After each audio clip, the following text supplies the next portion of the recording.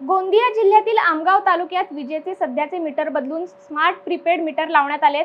हे मीटर एखाद्या मोबाईल प्रमाणे कार्य करणार आहेत। रिचार्ज संपला की मोबाईलची सेवा बंद होईल, याचा ग्राहकांना मनस्ताप होईल, तसेच काही खासगी कंपन्यांना याचा फायदा होईल। त्यामुळे स्मार्ट प्रीपेड मीटर लावू नका अशी मागणी राष्ट्रवादी शरद पवार पक्षाच्या वतीने ऊर्जा मंत्री महाराष्ट्र शासन यांना तहसीलदार आमगाव यांच्या मार्फत निवेदन देऊन करण्यात आली आहे। यावेळी स्मार्ट मीटर लावण्याचे धोरण रद्द करण्याची मागणी करण्यात आली आहे।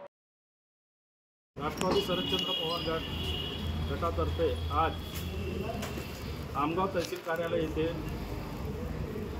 स्मार्ट व प्रीपेड मीटरच्या निषेधार्थ आम्ही एक तहसीलदार मार्फत आदरणीय महाराष्ट्राचे ऊर्जा मंत्री यांना एक निवेदन दिलेलं आहे की जे आता ज्या पद्धतीने लोकांवर एक जबरदस्ती स्मार्ट मीटर लादण्याचा प्रयत्न होत आहे, ज्याच्यामुळे जे ग्राहक आहेत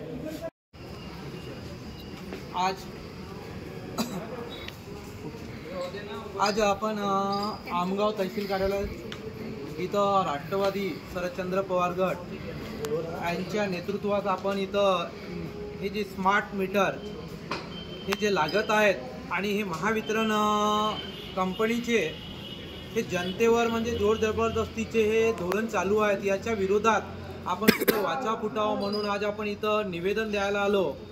आणि या प्रसंगी मी